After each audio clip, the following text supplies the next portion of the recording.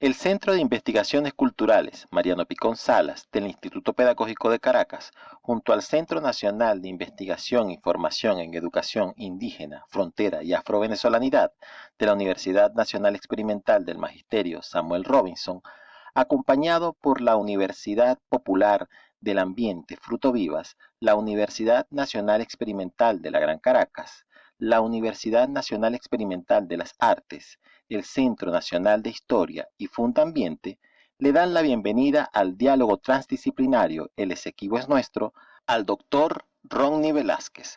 Gracias por su participación. Adelante, lo escuchamos.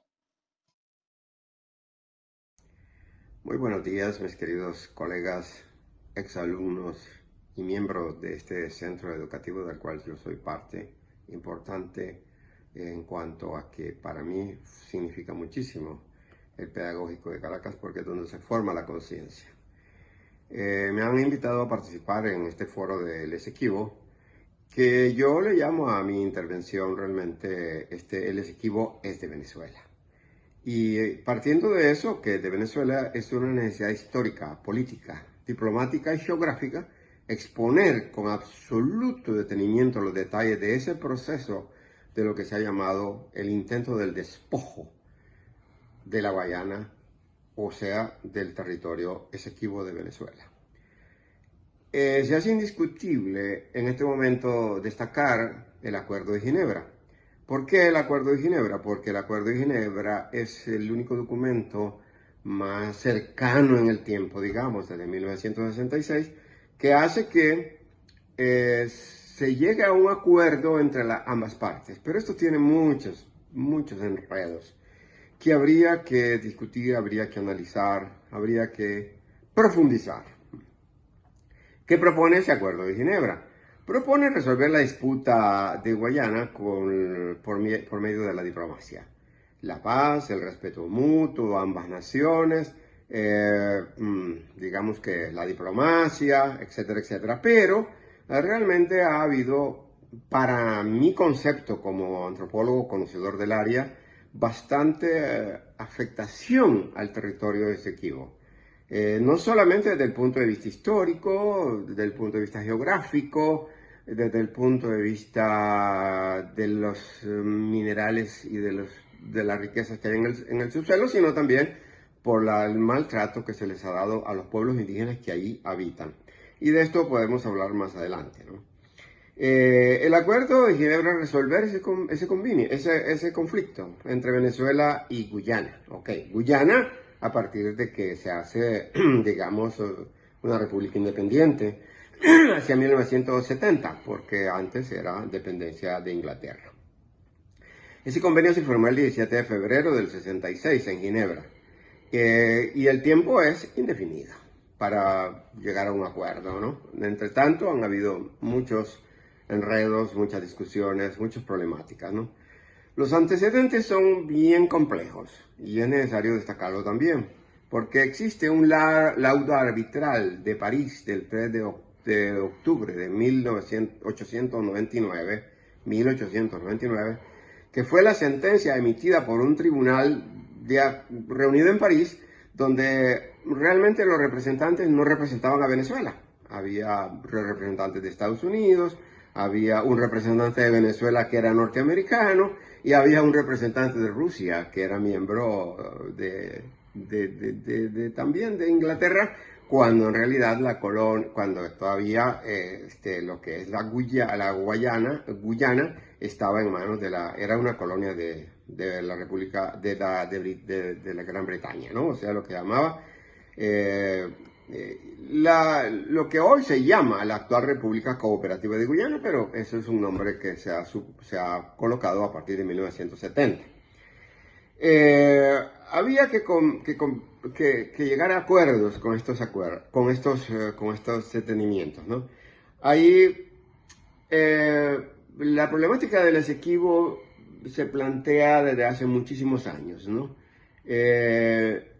Hay un eslogan que dice que el sol del Esequibo nace en Venezuela.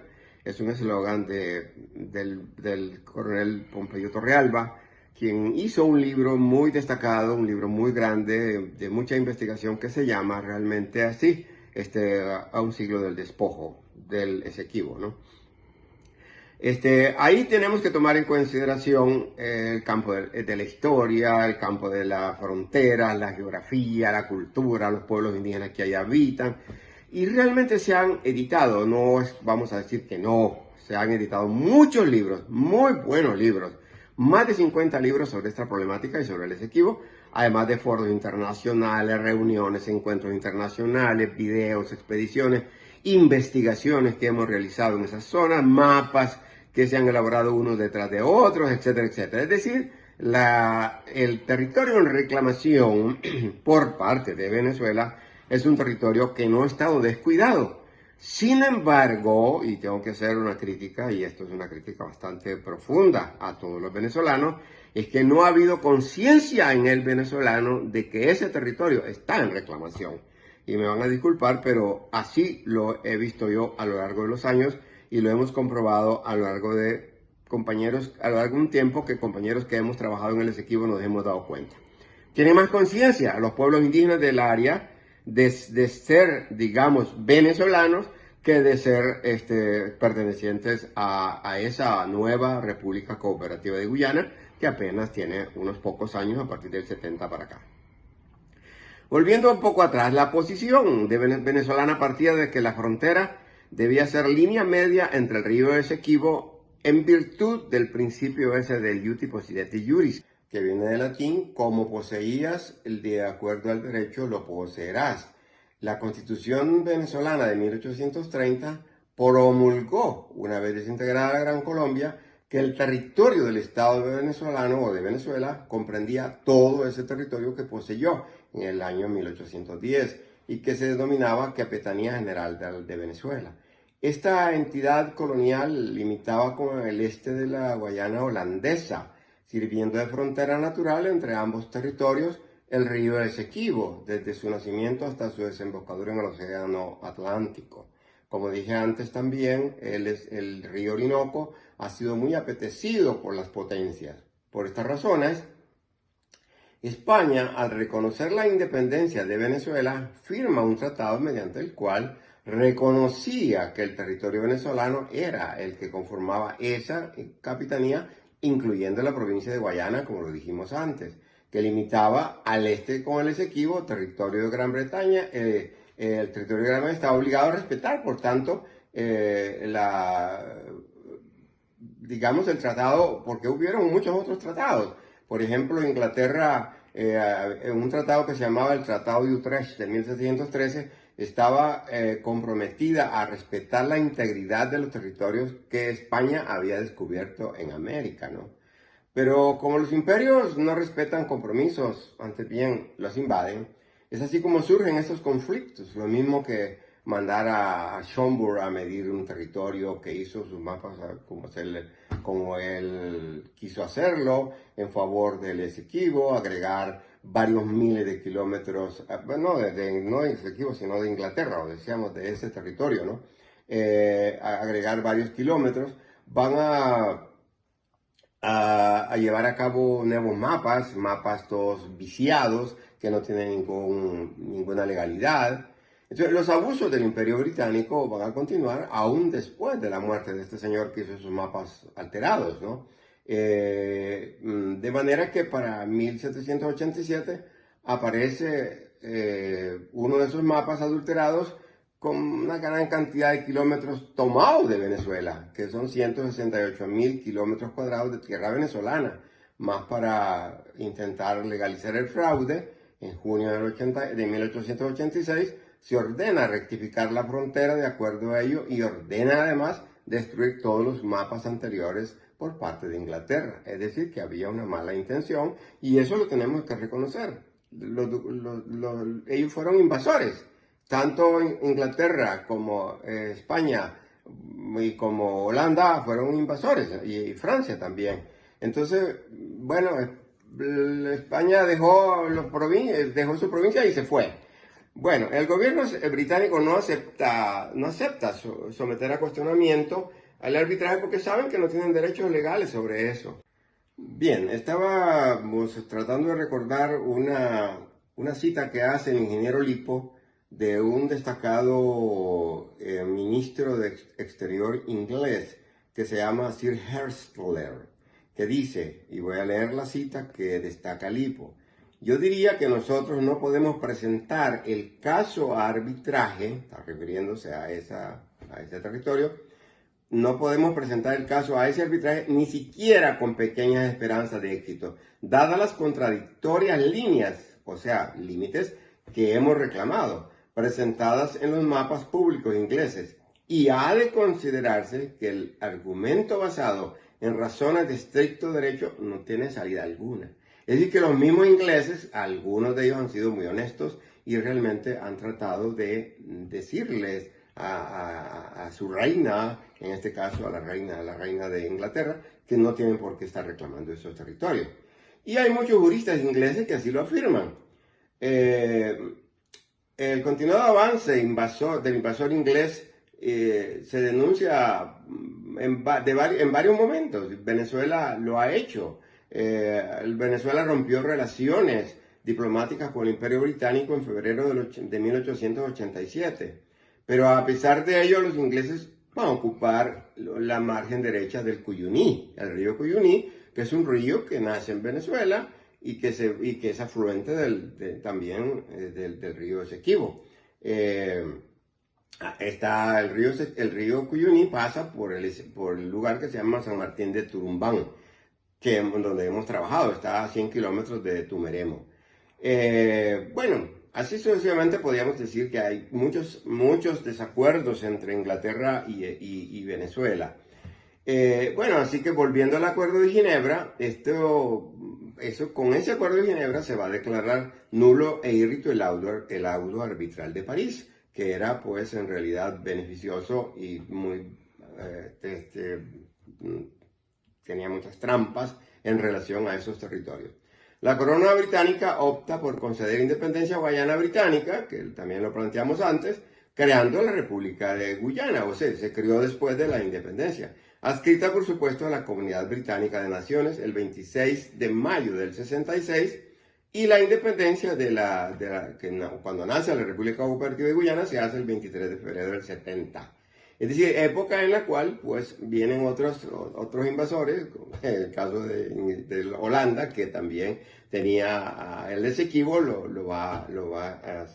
también lo va a dejar libre en el año 75. Solamente Francia no ha soltado la Guayana francesa, que le llaman el Departamento de Ultramar de Francia.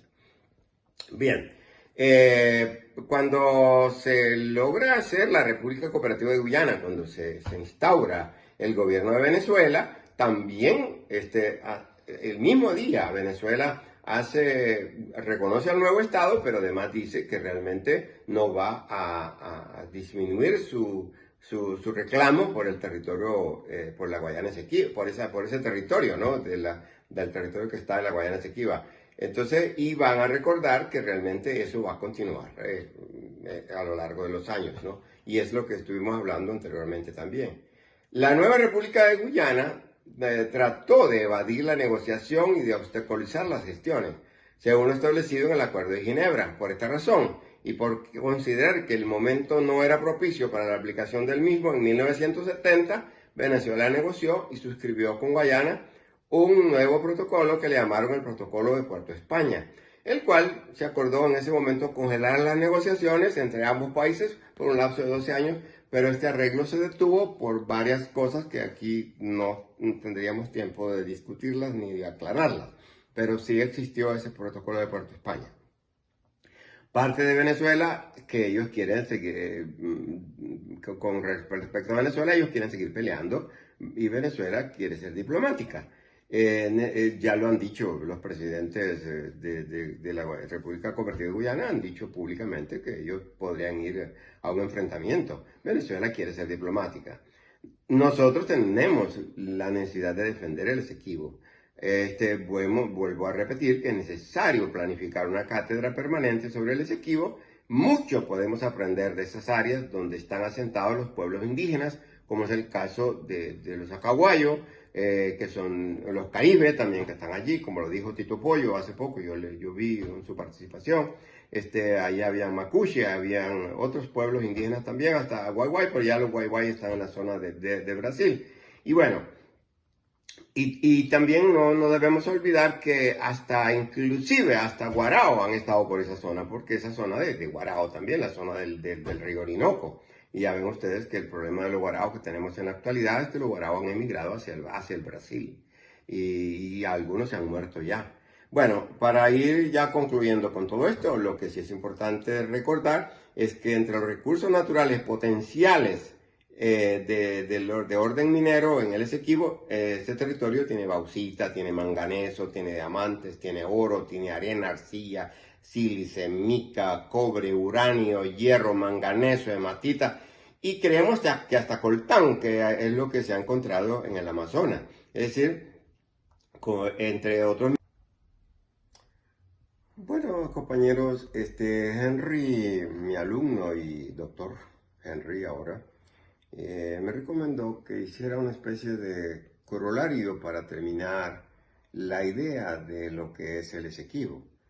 Y en realidad estuve pensando que lo que sería bien interesante es que nosotros nos propongamos hacer una cátedra permanente sobre el Esequibo, ya que existe una gran cantidad de publicaciones sobre el tema que son propios para la creación de esa cátedra. Y en realidad ahora hay más interés que antes. Hay materiales suficientes publicados, como lo dije anteriormente. Carlos Enrique Lipo, por ejemplo, un ingeniero, tiene una grandes cantidad de publicaciones. Los van a encontrar en internet, los van a encontrar en libros.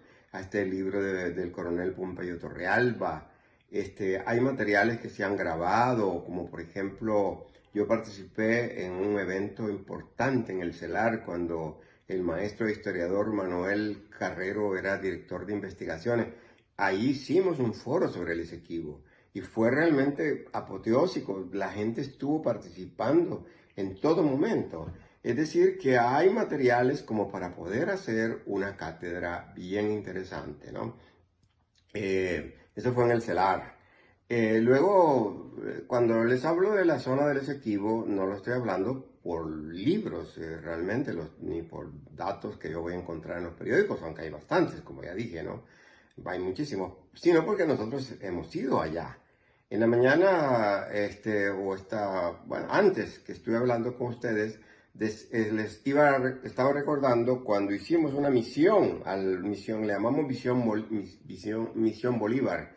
Ahí trabajamos el profesor Héctor Figueroa, con el cual hemos vuelto al área varias veces, Dalmir Ortega, que lamentablemente luego hay otro compañero que, bueno, Dalmir Ortega murió, Amado Bonaldi que continúa, Rafael Albino Párima, son ex alumnos míos que han trabajado conmigo en esa zona y que tienen materiales y tienen la vivencia de esa zona y de la vivencia de los pueblos indígenas. Ya concluida la oratoria, los invitamos a enviar sus preguntas y comentarios para desarrollar la interacción del conversatorio.